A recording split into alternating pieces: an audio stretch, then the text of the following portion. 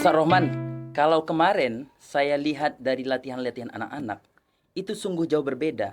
Ternyata penampilan dari skrip yang dikasih itu sungguh lebih menarik sekarang di penampilan itu. Itu seperti apa menurut Ustaz Rohman? Jadi memang waktu rapat-rapat terakhir itu Pak Hamid ya, itu saya sebagai yang menawarkan skrip itu saya sampaikan bahwa skrip ini baru 60%. Jadi ada ruang sekitar 40% menjadi wilayahnya level guru-guru untuk bisa mengelaborasi, mengembangkan supaya lebih kaya mana gitu. Jadi pemirsa, sekarang kita lagi ngobrolin terkait dengan penampilan Big Assembly tahun 2025 SD Islam dan Leadership Bintang Cendekia. Pada tahun ini kita mengangkat tema tentang percik api sejarah. Dan sekarang itu kita akan mengulas dan menampilkan bagaimana ada sejarah-sejarah yang terlupakan di Indonesia dan juga bahkan sejarah-sejarah yang dihapus gitu.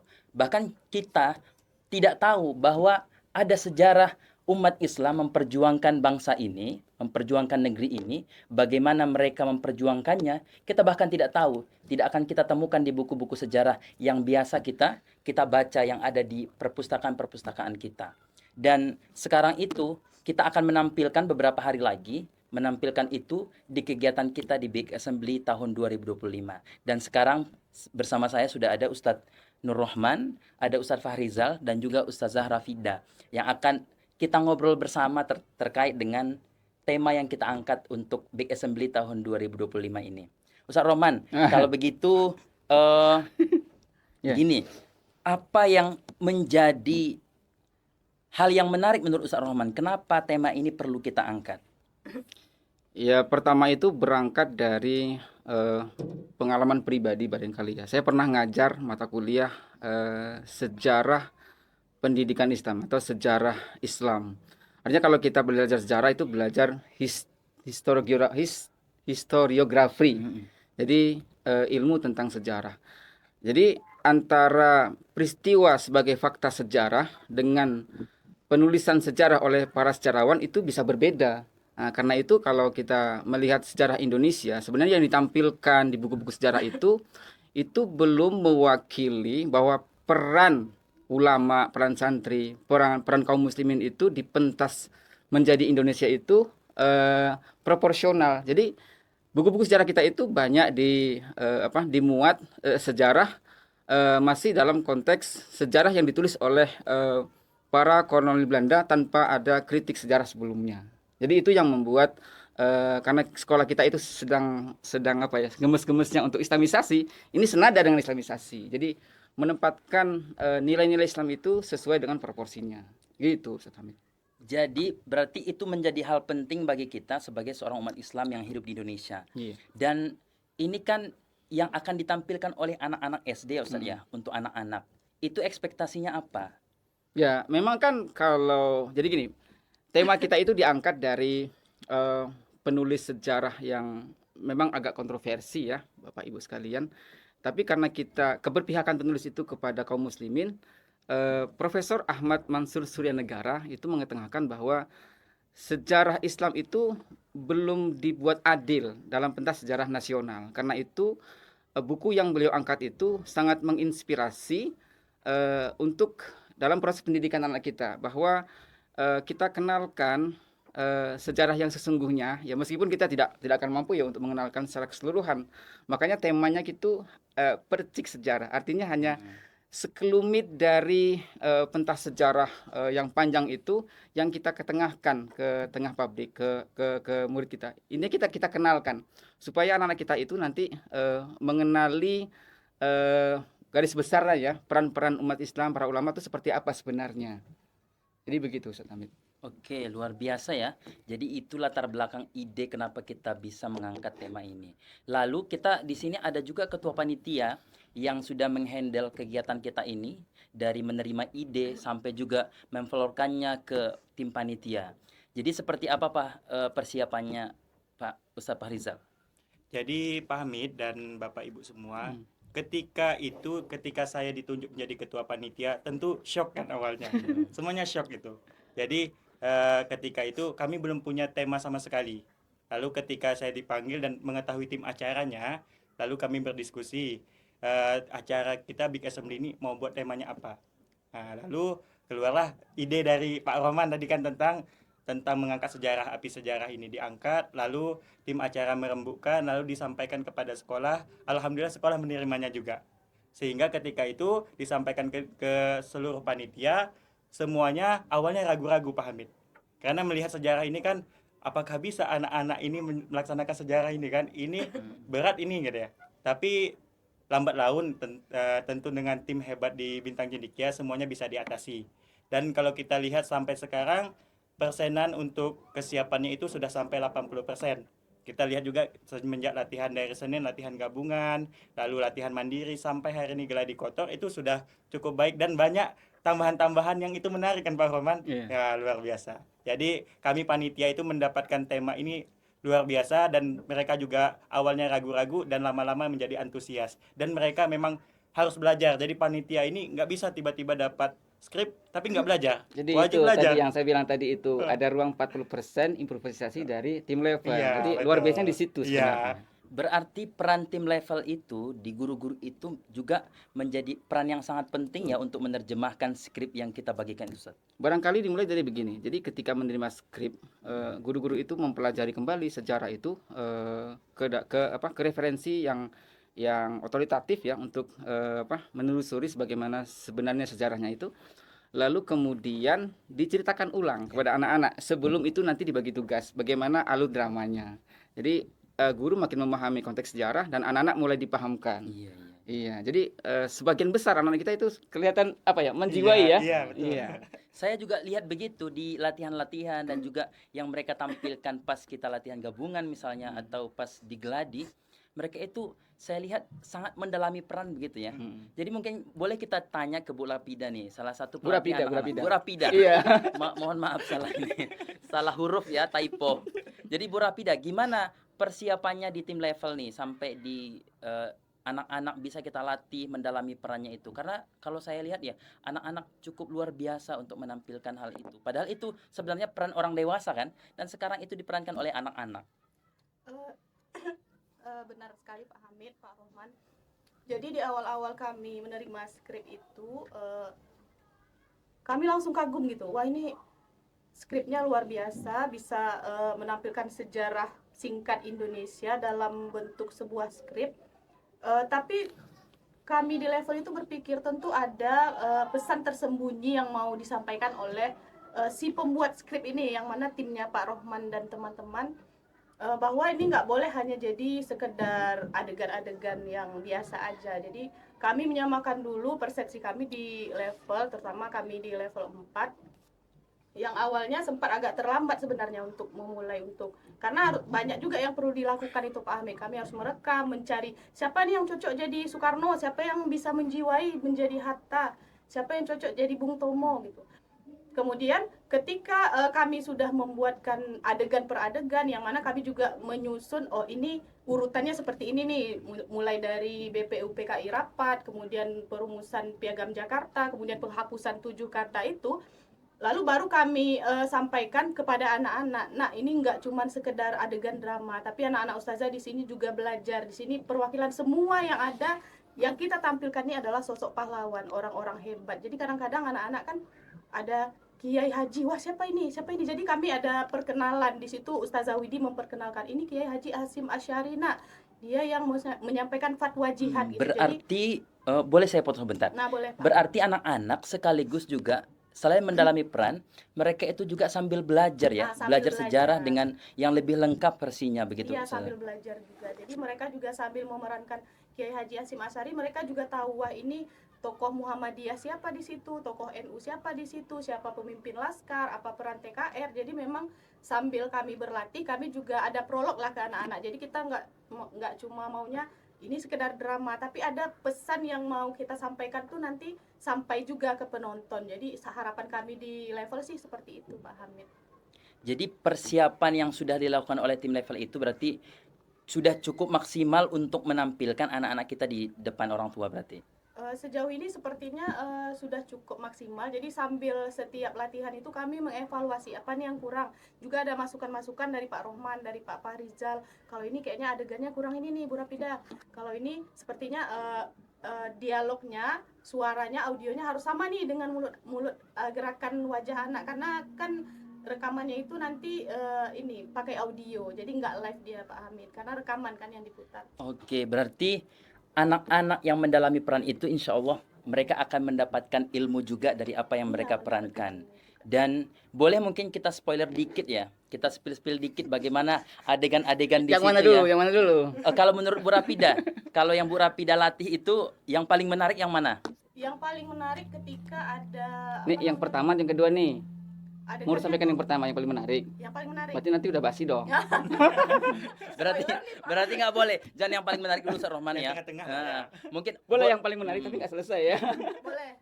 Jadi gimana Pak Hamid, mau di spoiler 100% atau 5% aja? kalau saya sih sebenarnya penasaran semuanya. Karena hanya melihat sekilas-sekilas gitu. Ya kan. Insya Allah nanti kalau menurut saya insya Allah dramanya menarik, karena kita juga udah latih anak-anak supaya lebih menjiwai, supaya lebih ekspresif. Dan biasanya kalau sudah latihan, sudah pakai kostum, itu beda vibes-nya nanti dengan latihan Pak. Jadi sudah ada Hotel Yamato, ada peristiwa perobekan bendera, Nah, ada kan udah mulai di-spill Ustaz Rohman. dialog yang Iya, iya, iya. alot gitu ketika merumuskan dasar negara. Itu semua adegannya menurut saya menarik sih.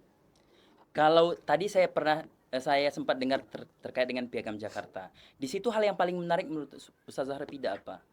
Ya, ketika 7 kata itu harus dihapus Pak Hamid. Yang awalnya Ki Bagus kan nggak setuju itu, karena peran ulama, peran santri itu kan luar biasa besarnya. Jadi kenapa orang mau berjihad, kenapa orang mau membela negara, kenapa orang rela mati, itu kan awalnya memang ulama yang membangkitkan semangat itu, dan Islam tuh punya peranan besar di situ.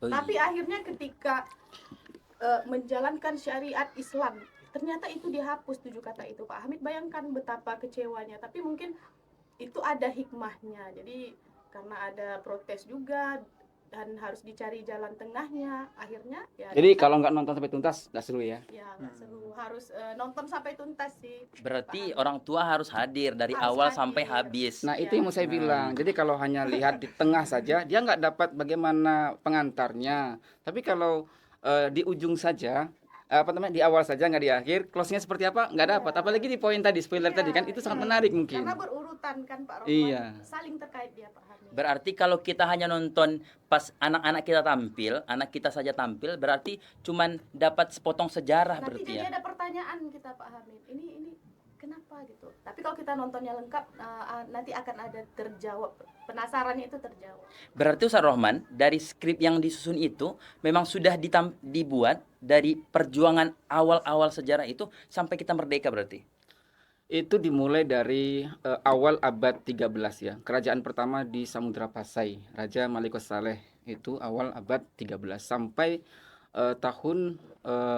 tahun dibubarkannya Masyumi setelah 1950 ya, karena pemerintah merasa bahwa kalau Masyumi ini dibiarkan maka nanti Indonesia menjadi negara Islam gitu. Jadi enggak sampai tuntas tapi sampai lebih dari tahun merdeka ya. Itu kan setelah merdeka, itu setelah perobekan bendera di Hotel Yamato juga itu. Jadi apa tuh kira-kira?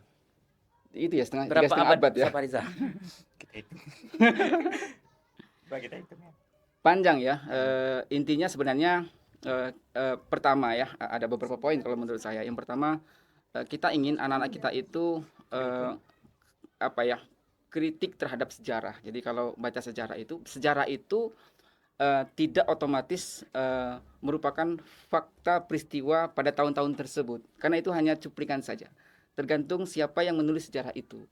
Nah, tema besar kita itu diangkat dari sejarawan Muslim yang memberikan rasa keadilan sejarah bahwa peran para ulama, peran santri menjadi Indonesia itu besar sekali.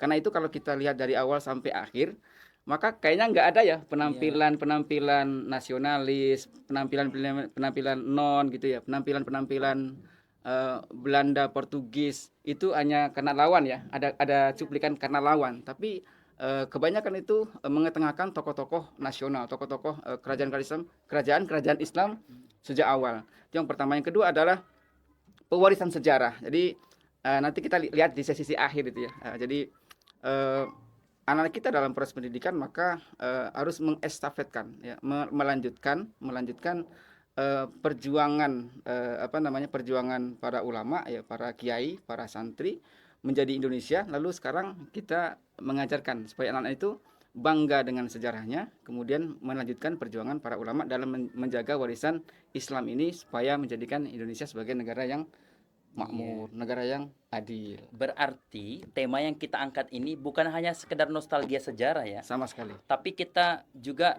mau melihat bagaimana perjuangan kesultanan-kesultanan atau kerajaan-kerajaan Islam dan juga perjuangan para santri dan juga para ulama itu melawan kezaliman. Karena yang datang itu kan mereka menzalimi rakyat rakyat yang ada di Nusantara ini. Mereka melakukan penindasan, habis itu eh, rempah-rempah diambil gitu kan. Jadi itu sebenarnya untuk melawan kezaliman. Jadi saya teringatlah kalau kita belajar sejarah itu, maka dikatakan bahwa Islam itu tidak akan hangus di muka bumi sampai hari kiamat. Tapi Islam itu tidak ada jaminan hangus dari permukaan Indonesia sampai hari kiamat. Artinya kalau generasi kita tidak mewariskan Islam, maka Islam bisa hangus dari muka bumi Indonesia. Sebagaimana dulu Islam pernah jaya di Andalusia, kemudian Islam dihanguskan dari bumi Andalusia. Jadi tugas kita adalah melakukan pewarisan melalui proses pendidikan. Berarti kita memang harus mewarisi negeri ini, kita jaga dan juga kita rawat. Karena ulama kita, para sultan-sultan Islam terdahulu sudah memperjuangkan untuk memerdekakan bangsa ini. Terus kalau Ustadz Fahrizal, apa harapannya dari kegiatan Big Assembly 2025 ini? Harapannya untuk kegiatan Big Assembly ini dengan tema sejarah ini tentu seperti yang disampaikan Pak Roman dengan ide-idenya tentang kemerdekaan, idenya tentang Islam, tentu tadi kita merawat Islam itu ada di diri anak-anak kita sehingga mereka itu bisa menularkan kepada generasi-generasi berikutnya. Jadi anak-anak Bintang Cendekia, murid-murid Bintang Cendekia ini paham sejarah dan dia bisa menjadi ulama-ulama berikutnya, santri-santri berikutnya yang mereka itu hafal sejarah, mereka itu seperti Jenderal Sudirman, Bung Tomo dan lain sebagainya. Memang mereka itu paham Islam dulu, paham sejarah dulu. Maka kita bisa lihat nanti seperti para ulama kita itu, mereka bukan hanya ahli fikih, tapi mereka ahli sejarah juga. Maka dengan tema ini mereka paham sejarah, mereka bisa nanti menyampaikan seperti air yang mengalir kepada generasi berikutnya. Jadi Islam itu akan selalu ada di Indonesia, khususnya di Kota Pekanbaru, bermuara dari Bintang Cendekia. Karena kita sangat mengharapkan anak-anak kita ini menjadi ulama. Ulama itu bukan berarti harus pakai sorban ya. Iya. Bukan harus pakai gamis terus kan. Tapi karena dulu juga ulama-ulama kita itu ada yang ahli kedokteran. Iya. Dan ahli ilmu yang lain, bukan hanya ilmu agama saja yang dikuasainya, tapi ilmu-ilmu yang lain juga dikuasainya. Kalau Bu Rapida, apa harapan atau pesan Bu Rapida untuk orang tua kita? Kalau harapan untuk orang tua sejauh ini, karena insya Allah anak-anak sudah mempersiapkan diri dengan baik, dengan maksimal, tentu harapan kita ini semua bisa menjadi sebuah pertunjukan dan pembelajaran tersendiri untuk kita semua, juga untuk orang tua dan juga anak-anak. Seperti itu sih Pak Hamid. Oke, mudah-mudahan nanti orang tua kita bisa mengikuti dengan baik kegiatan kita ini dan juga dapat mengambil hikmah sejarah dari apa yang kita tampilkan untuk orang tua kita semua. Kalau Ustadz Hamid, jadi kalau saya lihat dari proses latihan itu kan panjang ya. Durasinya itu dari jam 8 sampai hampir jam 12. Karena itu nanti kalau diundang jam berapa ya sama panitia ya. Jadi jam berapa hadirnya? Misalnya kalau undangannya jam berapa nanti rata-rata? Jam 7, Jam 7. 7.20 itu mulai kegiatan. Berarti jam Tapi 7 datang sudah jam harus hadir. berarti memang harus hadir dari awal. Seperti kita nonton film memang ya. Iya. Jadi kita harus mulai dari intronya ya, dari awal sampai akhir. Kalau enggak kita hanya dapat ya cuman cuplikan film aja gitu ya. Karena ini film yang panjang. Kalau kita filmkan bisa berdurasi berapa lama itu kalau difilmkan secara utuh kan? Karena ini adalah sejarah yang sangat menarik dan juga kita bisa melihat perjuangan bangsa ini terkait dengan bagaimana kita menjadi Indonesia, begitu Ustaz Roman ya. Bagaimana kita menjadi Indonesia. Ini adalah hanya percik sejarah. Percik sejarah hanya sepercik. Belum tentu yang kita tampilkan nanti itu mewakili seutuhnya, tapi kita akan menyuguhkan percik-percik terbaik untuk kita tonton dan juga kita ambil pelajaran dari situ. Jadi kita bisa mengambil kesimpulan bahwa Islam itu bukan menjajah, bukan memerangi, tapi seperti Fathu Makkah, pembebasan kota Makkah, Islam itu membebaskan negeri-negeri yang dijajah atau negeri-negeri yang dikuasai dengan kezoliman.